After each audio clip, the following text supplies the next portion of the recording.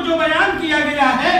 کہ ہم کیوں سر کو جھکاتے ہیں اور کھڑے کیوں ہو جاتے ہیں. کہا کہ امام جب ظہور کریں گے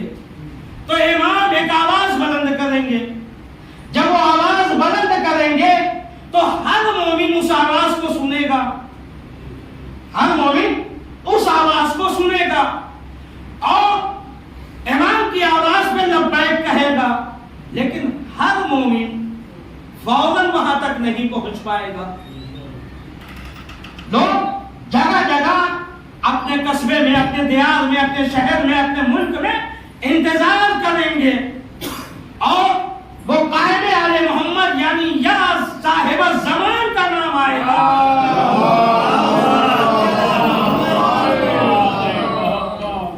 جیسے ہی یہ نام آئے گا فوراً جو انتظار میں بیٹھے ہوئے ہیں وہ کھڑے ہو جائیں گے اور امام کی طرف آگے بڑھ جائیں گے. تو یہ جو دعا پڑھی جاتی ہے کہ الہی عظم البلا, جو دعائے امام زمانہ ہے جسے دعائے فرض کہا جاتا ہے, اس میں تمام انسانوں کو بیٹھے رہنا ہے. جب امام کا نام آئے تب انسان کو کھڑا ہونا ہے. یہ آخری امام علی رضا علیہ السلام کی سنت ہے. تو وہاں تک ہمیں انتظار کرنا ہے. اور انہوں نے کہا کہ یہ ہر مومن کو چاہیے کہ وہ یہاں تک انتظار کرے اور کرنے کے بعد جب ہمارے قائم کا نام آئے تو وہ فوراً کھڑا ہو جائے. اس لیے کہ قائم کے نام پہ آپ کو بلایا جائے گا. جب آپ کو کھڑے ہونے کی عادت ہوگی قائم کے نام پہ تبھی آپ کھڑے ہو کے امام کی آواز پہ لبیک کہیں گے. صلوات کریے.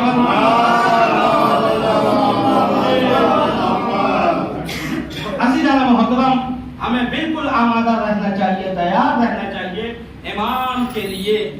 اور ہمیں ہمیشہ دعائیں کرنا چاہیے امام کے ظہور کے لیے. اور امام جو آئیں گے تو کوئی کرامت نہیں دکھائیں گے,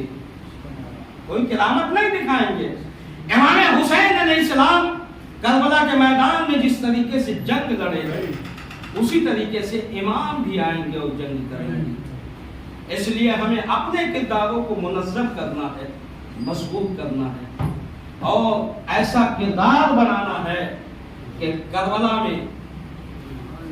ابلیس کھڑا دیکھ رہا تھا کہ اللہ کے ایسے بندے ہیں کہ تیر چل رہا ہے, نیزے چل رہے ہیں, تلواریں چل رہی ہیں, لیکن سجدہ معبود میں سر رکھے ہوئے ہیں. اور جب اس نے دیکھا کہ امام سجدے میں سر رکھے ہوئے ہیں اور شمر ملعون کند کرتا ہوا خنجر کو آگے لے کے بڑھ رہا ہے تو ابلیس کہنے پہ مجبور ہو گیا کہ پروردگار عالم اگر مجھے معلوم ہوگا کہ تیرے بندے ایسے ایسے ہیں سجدہ کرنے والے تو میں کبھی بھی تیرے حکم کی نافرمانی نہ کرتا. آپ سوچئے کہ کربلا میں جتنے بھی تھے امام کے انصار ہیں, امام کے چاہنے والے ہیں, امام کے ماننے والے ہیں, وہ کس درجے پہ فائز تھے. ایسا کردار ہمارا ہونا چاہیے. اور جب بھی امام کا کوئی انصار میدان میں جاتا تھا تو ایک وصیت کرتا تھا کہ میں تو میدان میں جا رہا ہوں جام شہادت نوش کرنے کے لیے, لیکن یاد رکھنا جب تک تم زندہ رہو حسین کے بچوں پہ, حسین کے گھرانے پہ کوئی آنچ نہ آنے پائے. اور جب تک بھی انصار امام حسین زندہ تھے کوئی بھی بنی ہاشم کا میدان میں نہیں گیا. لیکن وہ وقت آ گیا کہ بنی ہاشم کے لوگ بھی میدان قتال میں جانے لگے, ایک ایک کر کے تمام میدان میں چلے گئے, یہاں تک کہ وقت آخر امام حسین علیہ السلام خود خیمے میں آتے ہیں اور آنے کے بعد کہتے ہیں اے بہن زینب مجھے بھی میدان میں جانے کی اجازت دے دو. ایک مرتبہ تمام بیویوں نے حلقہ بنایا, کہا آقا ہم ایک حلقہ بناتے ہیں, اس حلقے سے آپ نکل جائیے. امام حسین علیہ السلام اس حلقے کے بیچ سے نکلتے ہیں اور نکلنے کے بعد ذوالجناح تک پہنچتے ہیں. امام ایک مرتبہ داہنی طرف دیکھتے ہیں, اکبر نظر نہیں آتے, بائیں طرف دیکھتے ہیں, عباس نظر نہیں آتے, قاسم نظر نہیں آتے, محمد نظر نہیں آتے. ایک مرتبہ جناب زینب آگے بڑھی, آگے بڑھ کے کہتی ہے بھیا اکبر نہیں ہے تو کیا ہوا,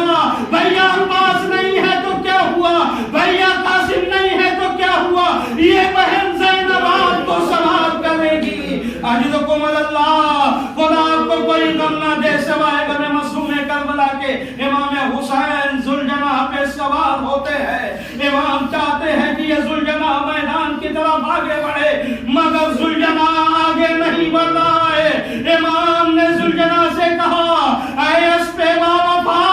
یہ میری آخری سواری ہے، مجھے میدان تک پہنچا دے، مگر ذوالجناح آگے نہ بڑھا۔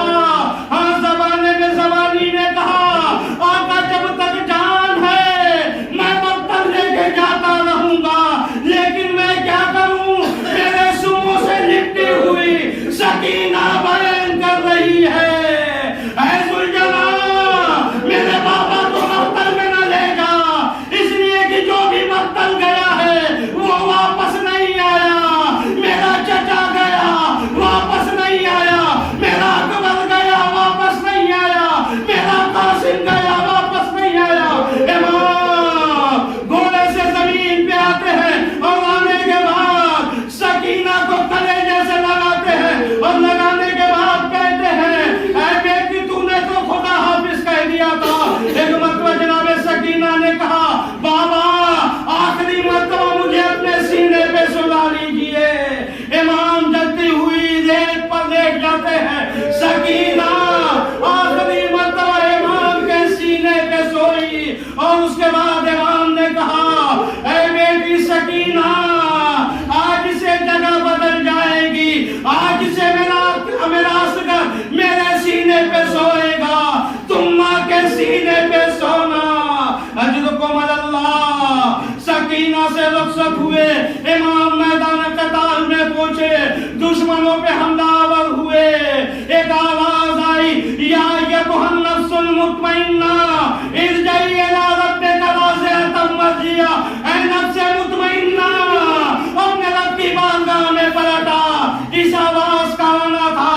امام نے تلوار کو نیام میں رکھا، تمام بھاگی ہوئی فوجیں سمٹنا شروع ہوئی، کوئی تیر چلا رہا ہے، کوئی نیزہ چلا رہا ہے، کوئی تلوار چلا رہا ہے۔ صاحب مقاتل نے لکھا، جس کے پاس کچھ نہ تھا وہ زمین سے پتھر اٹھاتا تھا، امام کی طرف مارتا تھا،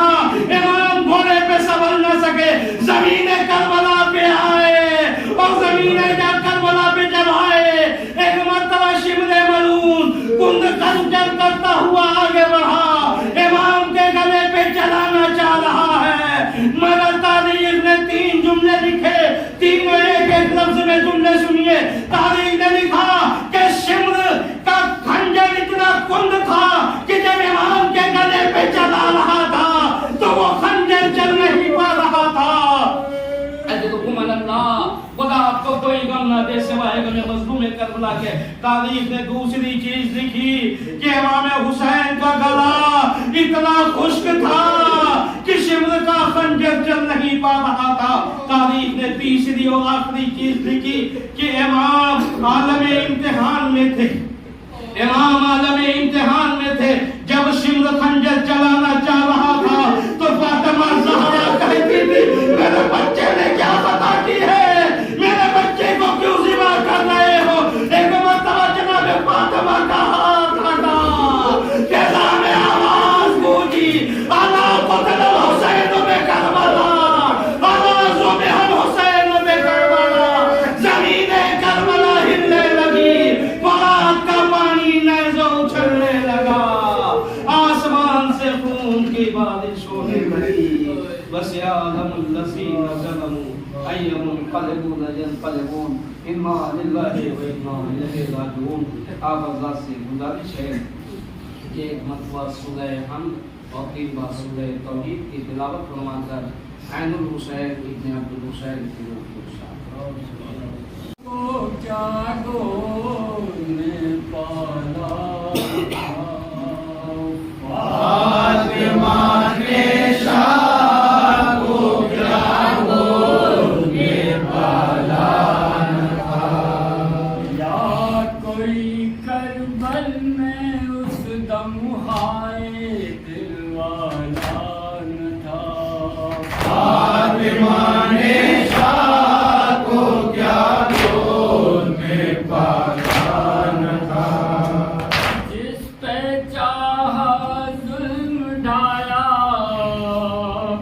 جس کو چاہا دکھ دیا،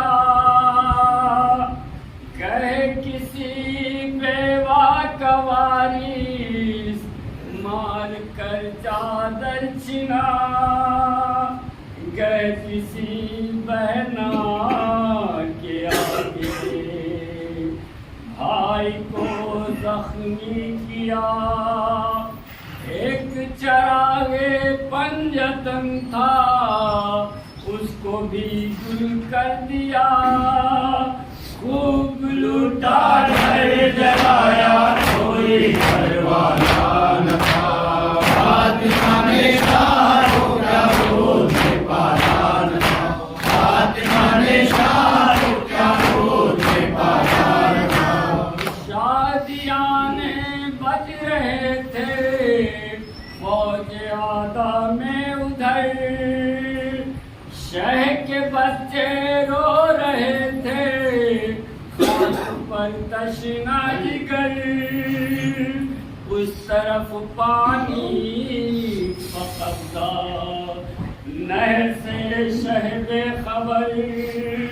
اور مشعلیں وہاں جل رہی تھی، ہنس رہا تھا ہر بشر،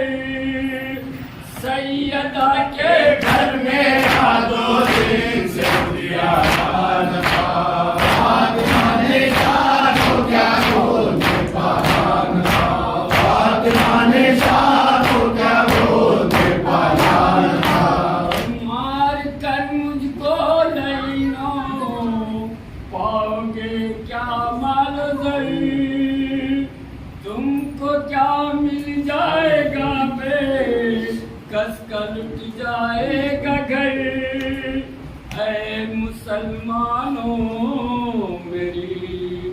بہنیں نہ ہوئیں ننگے سر، بے کس و مجبور ہے شبیر اب جائے کدھر، کربلا کا راستہ دیکھا نہ تھا بالا نہ تھا،